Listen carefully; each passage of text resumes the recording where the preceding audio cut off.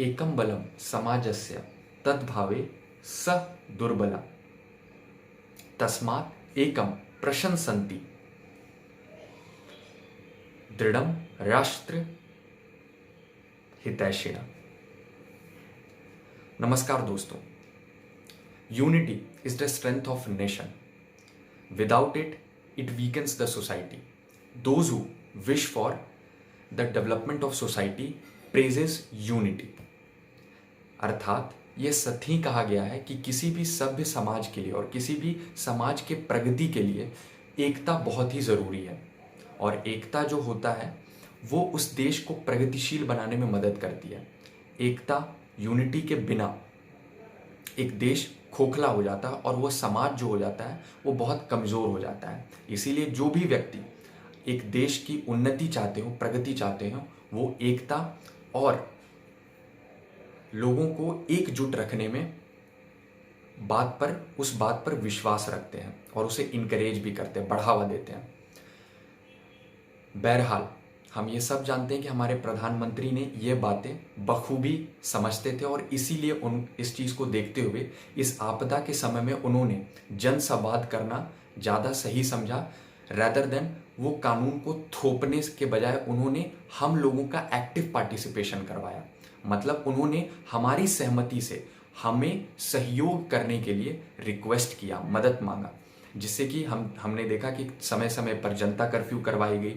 साथ ही साथ बर्तन हमने बजाया. अपने जो भी स्वास्थ्य कर्मी हैं, जो हेल्थ वर्कर्स हैं, उनको प्रेस करने के लिए, उनको प्रशंसा करने के लिए, उनको बढ़ावा देने के लिए. और साथ ही साथ या तो दिया जलाना हो, जो कि एक दिया जो एक द्वीप होता है वो अंधकार पर विजय का एक बिगुल होता है कि अंधकार पर हम विजय जरूर प्राप्त करेंगे और इस अंधकार से हम जरूर बाहर निकलेंगे. क्योंकि अंधकार चाहे कितना भी घना हो, सवेरा उतना ही उजाला होता है. जी हाँ दोस्तों, तो अब इसी के साथ हम इस वीडियो में जानने की कोशिश करेंगे, क्योंकि हम सबके दिमाग में एक बहुत बड़ी असमंजस की स्थिति है कि आखिर कब हम अपने नॉर्मल लाइफ में जा पाएंगे. आप ये सोच रहे होंगे कि कब हम अपने स्कूल, कॉलेजेस या अपने दफ्तर में या फिर एक नॉर्मल लाइफ जो स्वतंत्र होके हम जो घूमते फिरते थे, आखिर कब हम बाहर निकल पाएंगे, कब एक जगह से दूसरी जगह घूम पाएंगे. तो चलिए इसे जानने की कोशिश करते हैं इस वीडियो में, और साथ ही साथ कि कैसे ये कानूनी प्रक्रिया हुई, कैसे ये ऑर्डर जो था इम्पोज्ड हुआ. अब देखिए, 24 मार्च को रात 8 बजे प्रधानमंत्री जी ने ये ऑर्डर तो कर दिया कि लॉकडाउन होगा, सोशल डिस्टेंसिंग को इम्प्लीमेंट करने के लिए, सामाजिक दूरी बनाए रखने के लिए, जिससे कि इस महामारी को रोका जा सके, उसके रोकथाम के लिए. तो ये ऑर्डर जो था हमारी गृह मंत्रालय ने, यानी हमारे मिनिस्ट्री ऑफ होम अफेयर्स ने ये ऑर्डर इशू किया under disaster management act, that is आपदा प्रबंधन अधिनियम 2005 के तहत, जिसमें ये सेंट्रल गवर्नमेंट को पावर देती है ये ऑर्डर इशू करने के लिए स्टेट गवर्नमेंट को और यूनियन टेरिटरीज को, जिससे कि इस डिजीज को प्रिवेंट किया जा सके. अब आपके दिमाग में यह सवाल आ रहा होगा कि आखिर इन अधिनियमों को क्या जरूरत है. देखिए, कोई भी पावर है, जैसे मैं आज यहाँ स्वतंत्र होकर इस वीडियो में बोल पा रहा हूँ, freedom of speech and expression, यानी अभिव्यक्ति की आज़ादी जो हम यूज़ कर रहे हैं, वो कैसे कर रहे हैं, क्योंकि कहीं ना कहीं मेरा स्रोत जो है वो कॉन्स्टिट्यूशन है, संविधान है, वो मुझे अधिकार देता है. तो अगर कल को कोई मेरा राइट्स पे आके चैलेंज करेगा अधिकार को, तो मैं साफ तौर पे कहूँगा कि मेरा संविधान मुझे अधिकार देता है. उसी तरह गवर्नमेंट को रूल्स एंड रेगुलेशन बनाने के लिए अलग अलग अधिनियम लाए जाते हैं, या किसी इंडिविजुअल के लिए, जिससे कि वो उसे यह अधिकार देते हैं कि वो ये कानून बना सकता है और कल को वो उसके राइट्स को, कोई अधिकार को चैलेंज ना कर सके. तो इसी को देखते हुए ये एक्ट लाया गया. अब आपके दिमाग में एक बात होगी, ये जो डीएमए एक्ट है, मैं पहले बता दूं, ये सारे स्टेट को फॉलो करना है, जो भी इसके अंदर रूल्स ले डाउन होंगे सेंट्रल गवर्नमेंट के द्वारा. अब एक दूसरा सवाल आपके दिमाग में आता हो, क्या सिर्फ यही एक एक्ट है? जी नहीं, एक और एक्ट है, that is epidemic disease act, यानी महामारी रोग अधिनियम 1897 का. ये इसके पीछे भी एक कहानी है ये एक्ट को लाने का. उस समय बात है ये ब्रिटिश इंडिया, जब यहाँ पे अंग्रेजों का शासन था इंडिया में, और उस समय बॉम्बे के अंदर बहुत खतरनाक महामारी, प्लेग फैली हुई थी. उसी को देखते हुए अधिनियम में लाया गया उसे इंप्लीमेंट करने के लिए. अब मैं बता दूं, आज के तौर पे प्रेजेंट में इस अधिनियम में 2020 में एक संशोधन लाया गया, जिसमें कि हमने देखा होगा कि किस तरीके से हमारे हेल्थ वर्कर्स के साथ अमानवीय व्यवहार किया जा रहा था. मतलब इमोरल तरीके से मारना, पीटना, जो एक्यूज थे वो भागने की कोशिश करते थे, गलत व्यवहार करते थे, तो उसको देखते हुए ये प्रावधान डाला गया। अब इसमें क्या है प्रावधान में, जो भी हेल्थ वर्कर यानी हमारे स्वास्थ्य कर्मियों को परेशान करेगा, गलत व्यवहार करेगा, तो उसे 7 साल तक की सजा हो सकती है, कारावास हो सकती है, इम्प्रिजमेंट हो सकती है। और ये कॉग्निजेबल ऑफेंस होगा, कॉग्निजेबल अपराध होगा, साथ ही साथ नॉन बेलेबल, जिसमें बेल लेना आपका अधिकार नहीं है। ये कोर्ट पे डिपेंड करता है कि बेल देगी कि नहीं देगी। और कॉग्निजेबल मतलब विदाउट वारंट पुलिस आपको अरेस्ट कर सकती है। तो ये तो हो गया कुछ प्रावधान।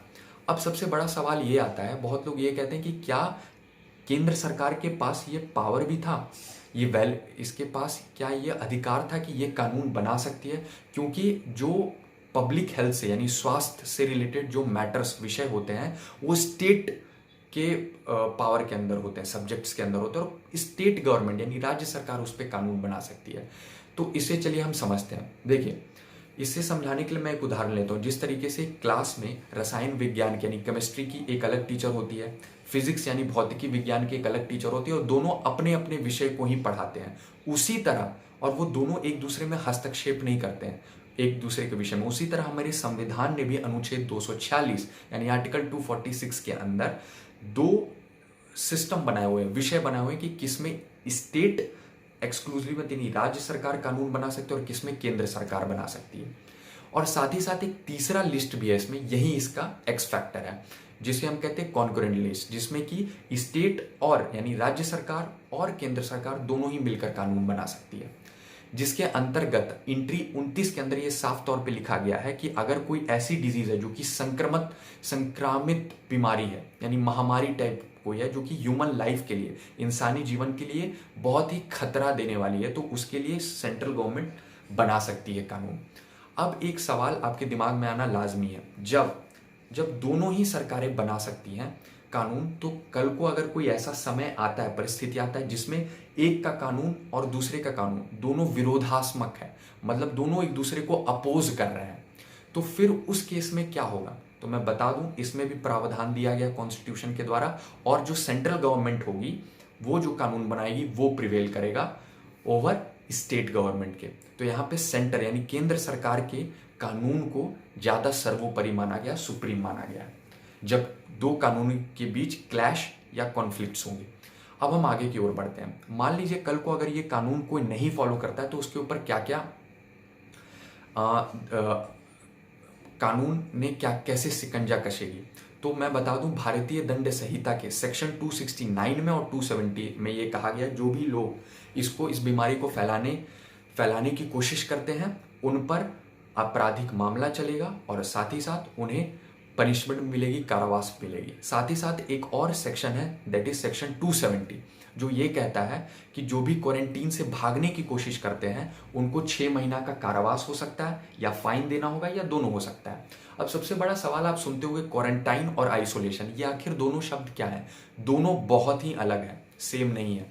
क्वारंटीन हम तब कहते हैं जब कोई सस्पेक्ट होता है कोरोना का, सस्पेक्ट मतलब आशंका है कि ये आदमी बीमार हो सकता है, तो उसी को देखते हुए हम उसे क्वारंटीन में डाल देते हैं, लोगों से अलग रखते हैं उसको। जैसे कि आपने देखा होगा, जब हमारी भारतीय केंद्र सरकार ने हमारे भारतीय नागरिकों को विदेशों से रेस्क्यू किया, लेकर आए, जहाँ पे बहुत ही बड़े स्तर पर बीमारी फैली थी कोरोना को, वहाँ से रेस्क्यू कर लाए, तो एज एन प्रिवेंटिव मेजर उनको क्या किया गया? क्वारंटीन कर दिया गया। मतलब वो अभी पॉजिटिव केस नहीं है कोरोना के, लेकिन आगे ऐसा कुछ ना हो, क्योंकि आपने देखा होगा कि कभी कभी सिम्टम्स बाद में भी आते हैं कोरोना को, तो उसी को देखते हुए उनको 14 दिन के लिए क्वारंटीन कर देती है सरकार। तो ये सस्पेक्ट है, ये बीमार लोग नहीं है। और on the other hand isolation क्या होता है? आइसोलेशन वार्ड्स क्या होता है? हम इन लोगों को, जो बीमार व्यक्ति हैं, उनको इसमें डालकर रखते हैं कि आइसोलेशन वार्ड बने हुए हैं, जिसमें कि जो बीमार व्यक्ति, मतलब ये पॉजिटिव कोरोना के केसेस हैं, इनमें पॉजिटिव केस पाया गया कोरोना का, तो उनको हम बहुत ही सेफ तरीके से एक सेफ वार्ड के अंदर रखते हैं, जिससे कि बीमारी आगे संक्रमित ना हो, आगे ना फैले। तो ये होता है आइसोलेशन। साथ ही साथ और भी धाराएं हैं जिससे कि ये जो लॉकडाउन है वो इम्पोज किया जा सकता है। एक है धारा 144 सेक्शन 144 ऑफ CRPC, जिसमें ये एग्जीक्यूटिव मजिस्ट्रेट को पावर देता है अब देखिए, दो टाइप के मजिस्ट्रेट होते हैं, एक होता है जुडिशियल, दूसरा होता है एग्जीक्यूटिव। जुडिशियल मजिस्ट्रेट जो होता है वो न्यायपालिका का अंग है, और एग्जीक्यूटिव मजिस्ट्रेट जो है वो कार्यपालिका का अंग है, जिसमें कि एग्जीक्यूटिव मजिस्ट्रेट में हो गया जैसे कि district magistrate, sub divisional magistrate या अदर एग्जीक्यूटिव मजिस्ट्रेट। तो इसको, ये ऑर्डर सिर्फ एग्जीक्यूटिव मजिस्ट्रेट पास कर सकता है, और किन केसेस में? अर्जेंट केसेस में। अर्जेंट केसेस ऐसे होते हैं जहां पे ऐसा लगता है कि पब्लिक पीस जो है और ऑर्डर वो डिस्टर्ब हो सकता है, यानी कि जो सार्वजनिक शांति है वो भंग हो सकती है, जैसे कि राइट्स के केसेस हो गए, दंगे हो सकते हैं। तो उसको देखते हुए 144 लगा दिया जाता है, जिससे कि इसमें क्या होता है, 5 या 5 से ज्यादा लोग इकट्ठा नहीं निकल सकते हैं बाहर, मतलब झुंड नहीं बना सकते हैं, इकट्ठा नहीं हो सकते हैं, और ना ही सभा बना सकते हैं। तो ये इसके प्रावधान है। अब ये जो होता है मैक्सिमम कितने टाइम के लिए लग सकता है? मैक्सिमम जो है उसको 1 महीने के लिए लगाया जा सकता है, मंथ के लिए लगाया जा सकता है, या 2 महीनों के लिए, और उसके बाद उस 6 मंथ के लिए एक्सटेंड किया जा सकता है by the permission of state government. तो ये इसका नियम है। अब हम आगे की ओर बढ़ते हैं। अब हम ये समझ लेते हैं कि आखिर हम इस कोरोना से कब निजात पाएंगे और कब हम एक सिंपल अपने बैक टू नॉर्मल लाइफ में जा सकते हैं। तो देखा जाए तो ड्यू टू पैटर्न्स, ये जो महामारी है, कोई भी परिस्थिति जो आती है वो कुछ ना कुछ एडवांटेजेस, यानी कि कुछ सकारात्मक चीज़ भी लाती है और कुछ नकारात्मक चीज़ भी लाती है। सकारात्मक ये हुआ कि जिस तरीके से हम अपने फ़ोन पे एक रीसेट बटन होता है, जब भी फ़ोन हमारा हैंग करने लगे, चाहे प्रॉब्लम होने लगे, तो हम उसको रीसेट कर देते। उसी तरह नेचर ने भी अपना रीसेट बटन दबा दिया है, और वो हम देख सकते हैं कि अभी प्रकृति में कितना कुछ बदलाव आ गया है। सकारात्मक बदलाव भी आया है, पोल्यूशन कम हो गया, और बहुत सारे बदलाव आए हैं, लेकिन साथ ही साथ लॉस भी हो रहा है ह्यूमन लाइफ का। हमें ये परिस्थिति एक सीख देती है कि हमें स्वच्छ रखना चाहिए, और हम सब लोगों को मानवता के लिए साथ में मिलकर काम करना चाहिए। सारे देशों को, सीमाएं अलग अलग हैं लेकिन हमें सबको मिलकर रहना चाहिए। और लास्ट में मैं यही कहना चाहूँगा आपसे कि जिस तरीके से हम कभी भी बाहर निकलने समय, चाहे अपने लाइफ में हमेशा कुछ पर्सनल चीज़ों का ध्यान रखते हैं, या फिर अगर हम कहीं बाहर निकलते हैं तो या तो हम अपना पर्स चेक करते हैं, फ़ोन, ये सारी चीज़ों को हम देख कर चलते हैं, या जो जो इंपॉर्टेंट चीज़ें उन्हें लेकर चलते हैं। उसी तरह अब जब तक कि इसकी वैक्सीनेशन नहीं आ जाती, हमें 3 चीज़ों को दिमाग में हमेशा रखना होगा बाहर निकलने से पहले। पहला, ये मास्क, इसे लेकर चलना होगा। दूसरा, ये सैनिटाइजर, इसे आप हमेशा यूज करिए। और तीसरा, सोशल डिस्टेंसिंग का कॉन्सेप्ट, समाज में एक दूसरे से दूरी बना के रखिए, डिस्टेंस बना के रखिए। बस इसी बात के साथ मैं यही प्रार्थना करता हूं कि आप सब सेफ रहिए, stay at home and stay safe. Thank you for watching my video.